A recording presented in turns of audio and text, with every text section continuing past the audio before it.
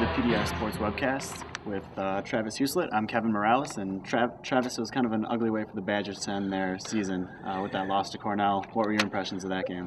Yeah, I tell you what, I mean, the Badgers obviously got smoked. The thing about that game is, I mean, the Badgers probably could have played one of their best games of the year, and I think they still would have got beat. Yeah. I mean, Cornell they did everything right. I was really impressed with their point guard, Lewis Dale. I mean, I think he was the best point guard I've seen all season. Mm-hmm. So the Badgers didn't play great, but they didn't play terrible either, and they weren't even close. So right. Cornell's red hot. Well, I don't know. They made, Trevon Hughes with the turnovers, and he just wasn't playing like himself for some reason. A lot of careless turnovers, missing the ball when it's passed to him, stuff like that. Mm-hmm. They didn't play their worst game, but they certainly could have played better. And when you're facing a team that's shooting, over 50% from behind the arc and 60% for the game, any mistake you made is going to hurt you times 10, Yeah, the thing about the Badgers is when they've struggled in the past, it's I think mostly because they didn't shoot the ball well, but they shot the ball well, all right, and just too many turnovers, and Cornell didn't miss. Right, absolutely.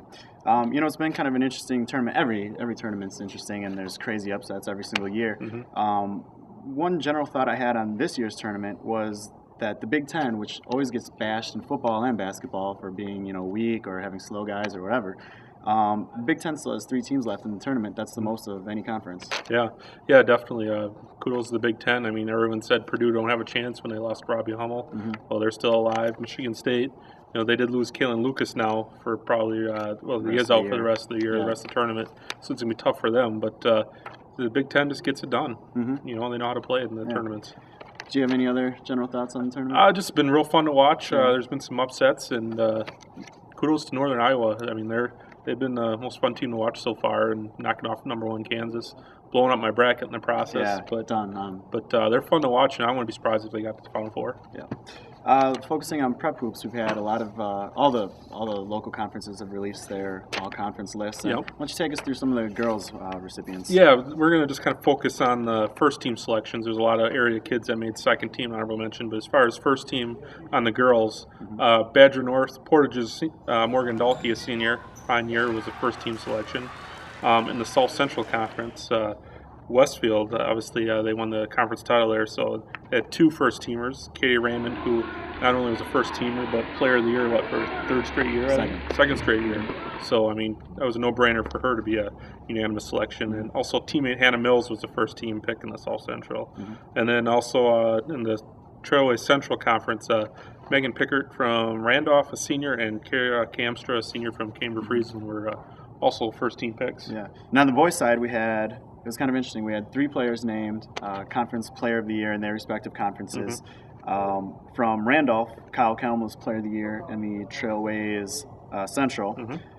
Cody Odegaard from Poynette was unanimous Player of the Year in the Capital North. Mm-hmm. And then in the Trailways South, Robbie Fugel from Ryle was named Player of the Year too. So pretty crazy to have 3 guys Player of the Year in our coverage area. From Portage, senior Kevin Hurd was a unanimous pick, first team all-conference. Cody Odegaard, obviously, first team with Poynette, and so was Adam Ray, a junior for the Pumas.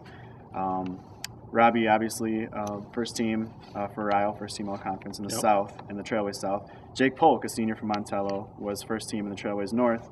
And joining Kyle Kelm, the Trailways Central, first team all-conference was Partyville's Tyler Lindert, and then Zach Reuter and Ben Syvertson from Randolph as well. So lots of good basketball in the area. Yeah, it was a good year for local athletes. Yeah, especially Randolph, who, again, won their state record, 8th state title now. That's right. So That's congrats to them.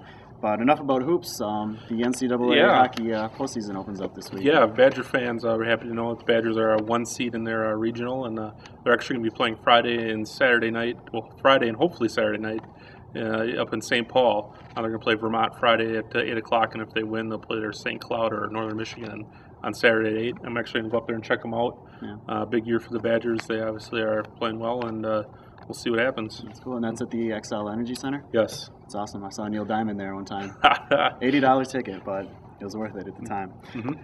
All right, spring sports.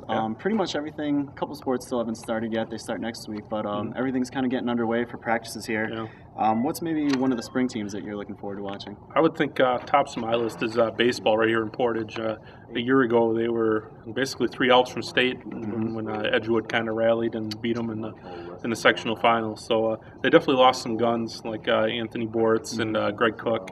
But they also had a lot of young guys, including last year's freshman, this year is a sophomore, Travis Hamilton, was probably their best pitcher down the stretch. So it'll be interesting to see what they can do this year. I think they might have a good team, and well, they usually do. Portage baseball is pretty solid. So I'm looking forward to seeing what they can do this year. And I'm a track and field guy, so one of the people I'm looking forward to keeping tabs on this year is Randolph, Cambria-Friesland sophomore this year, Muriel Werner. She went to state as a freshman last year in Division II in the 300-meter hurdles, ended up finishing 9th. She finished in 47-49. I think she was maybe a little bit disappointed in that, but to finish 9th at state as a freshman, right. She's obviously got a lot of potential. It's going to be fun to watch her this spring as well. So, and last but not least, let's go to trivia. Yeah, first of all, we'll start with last week's question. Stephen Green of Cambria, multiple winner, got it right again this week. All right. The question was, who are the 4 active coaches to win multiple men's basketball Division I national championships? And the answer, of course, is Mike Krzyzewski. Coach K from Duke. Coach K. There we go. Jim Calhoun from UConn, Billy Donovan with Florida recently, and, of course, Roy Williams with North Carolina. So congratulations, Stephen. Thank you, Stephen. And our next question for this week, who are the 4 teams that the Wisconsin Badgers beat on their way to the Final Four of the NCAA men's basketball tournament in 2000? So give me the 4 teams they knocked off on the way to the Final Four, and we'll see who wins. Sounds good. All right, well, that's all we've got for you this week. For Travis, I'm Kevin. Thanks for watching.